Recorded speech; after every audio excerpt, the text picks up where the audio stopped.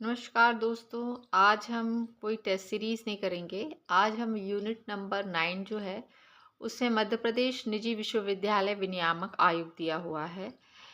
तो आज हम इसको इतना थॉरली पढ़ लेंगे कि एग्ज़ाम में इससे कुछ भी क्वेश्चन रेज होगा यदि, तो मुझे पूरी श्योरिटी है कि यदि आपने इस वीडियो को कवर अब अच्छे से कर लिया और नोट्स अच्छे से बना लिए तो आपका पेपर में क्वेश्चन जो आएगा वो आपको बनेगा इजी वे में और विद इन अ सेकेंड बनेगा। ठीक है, तो ज़्यादा समय ना गवाते हुए, क्योंकि थोड़ा वीडियो लंबा होगा तो पेशेंस के साथ देखिएगा क्योंकि आपको एग्ज़ाम क्लियर करना है। मुझे पता है टॉपिक थोड़ा उबाऊ है बट इम्पॉर्टेंट है। ठीक है, तो स्टार्ट करते हैं हम। Madhya Pradesh private university regulatory commission. Hindi माध्यम के बच्चों को मैं डिस्क्राइब करते जाऊंगी हिंदी में। इंग्लिश में मैंने लिखा ज़रूर है बट ये बायलिंगुअल क्लास रहेगी। ठीक है, तो यदि पूछा जाए कि ये किस चैप्टर में मेंशन्ड है तो ये चैप्टर नंबर 4 में मेंशन है। ठीक है, और यदि पूछा जाए कि जो रेगुलेटरी कमीशन है, Madhya Pradesh university regulatory commission है, वो किस धारा में दिया हुआ है, तो धारा क्या है, सेक्शन क्या है इसमें, 36। तो रेगुलेटरी कमीशन में किस चैप्टर में बात की गई है, तो चैप्टर नंबर 4। और किस धारा में बात की गई है, सेक्शन में बात की गई है, तो सेक्शन 36 डिफाइन किसको करता है, रेगुलेटरी कमीशन को। किसके तहत डिफाइन करता है, तो ये मध्य प्रदेश निजी विश्वविद्यालय स्थापना एवं संचालन अधिनियम 2007 में इसके बारे में बताया गया है।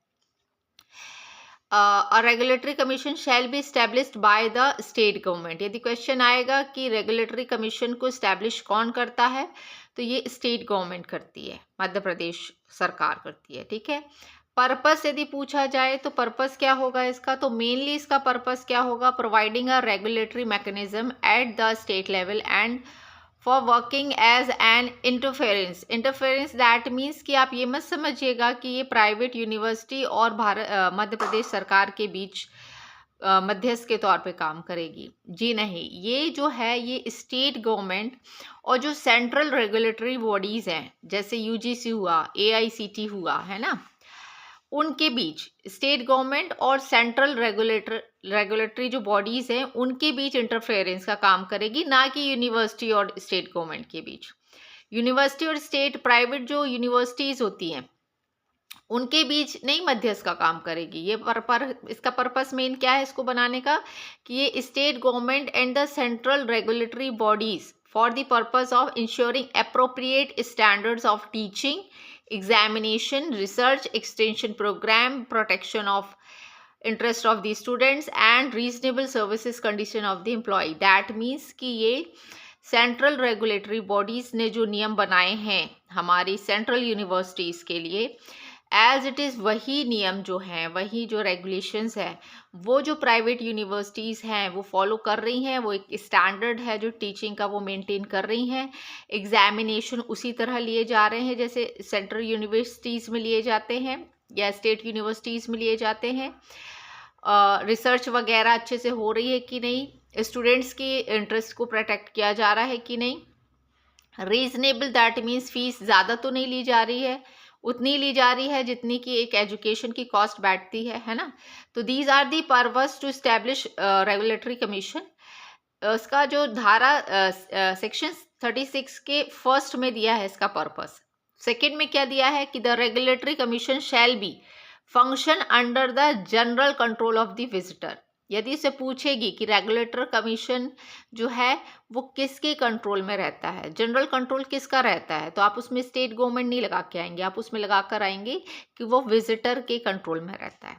ठीक है, तो जनरल कंट्रोल किसका रहता है, विजिटर का होता है रेगुलेटरी कमीशन में। ठीक है, अब हम बात करते हैं, ये सेक्शन 36 के 3 में दिया हुआ है, the regulatory commission shall be consist of. Regulatory commission में कितने मेंबर्स होंगे, तो उसमें एक चेयरमैन होगा, अच्छे से इसको दिमाग में बिठा लीजिए, एक चेयरमैन होगा और 2 फुल टाइम मेंबर होंगे और 2 पार्ट टाइम मेंबर्स होंगे। ये इतना इसका है, दैट मीन्स कि 2 + 2 4 हो गए, 4 + 1 5। तो ये 4 + 1 इसकी जो संरचना है वो 4 + 1 है। एक कौन है, चेयरमैन है, 2 जो है पूर्णकालिक सदस्य हो गए और जो 2 हैं वो अंशकालिक सदस्य होंगे। 2 ही होने चाहिए, वो इस लिमिट को, 2 की लिमिट को एक्सीड नहीं कर सकता है। अंशकालिक जो सदस्य होंगे वो 2 ही होंगे। तो जो चेयरमैन हो गया एक 2 फुल टाइम मेंबर्स हो गए और 2 पार्ट टाइम मेंबर्स हो गए। तो इसकी संरचना यदि पूछी जाए तो कितनी है, 4+1 की है।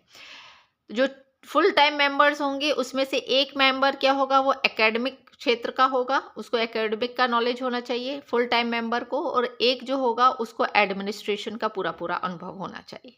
ठीक है, ये फुल टाइम मेंबर की जो मैंडेटरी कंडीशंस है कि वो किस क्षेत्र से आता है। तो एक आता है एकेडमिक से, उसको एकेडमिक का अच्छा ज्ञान होना चाहिए, और एक आता है एडमिनिस्ट्रेशन से।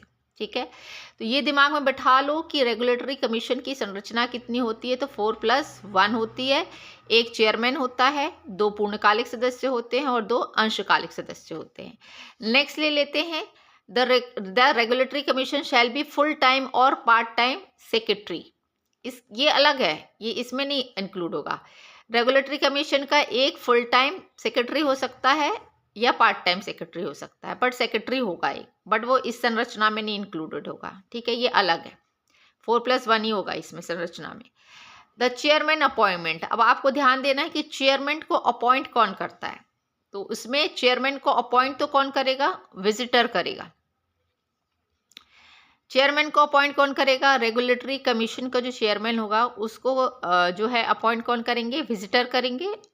जो एक पैनल बनेगी, रिकमेंडेशन ऑफ स्टेट गवर्नमेंट, मतलब जो राज्य सरकार है उसके द्वारा एक पैनल बनाया जाएगा, उनकी रिकमेंडेशन पर जो इसकी नियुक्ति है, अपॉइंटमेंट है, वो विजिटर करेंगे। अब पूछा जाएगा कि उस पैनल में कौन कौन होगा। तो जो चेयरमैन की सिलेक्शन की पैनल होगी जो राज्य सरकार बनाएगी, उसमें educationist who have a throughout knowledge of the working of institution of higher education. That means कि उसमें ऐसे प्रशिक्षित जो होंगे ना, ऐसे प्रशिक्षित जो कहते हैं ना हिंदी का शिक्षाविद होंगे, जिन्हें हायर एजुकेशन के इंस्टीट्यूशंस में काम करने का नॉलेज रहा हो, ज्ञान रहा हो पूर्ण रूप से, वो रिकमेंड करेंगे चेयरमैन को कि भाई इसको चेयरमैन बनाने के लायक है ये व्यक्ति, इसको चेयरमैन बना दिया जाए। तो इसमें आपने देख लिया कि इस पैनल में कौन होंगे, सिर्फ शिक्षाविद होंगे जिन्हें हायर एजुकेशन इंस्टीट्यूशंस में काम करने का अनुभव हो। अब मैं बात कर रही हूँ मेंबर और सेक्रेटरी का सिलेक्शन कैसे होगा।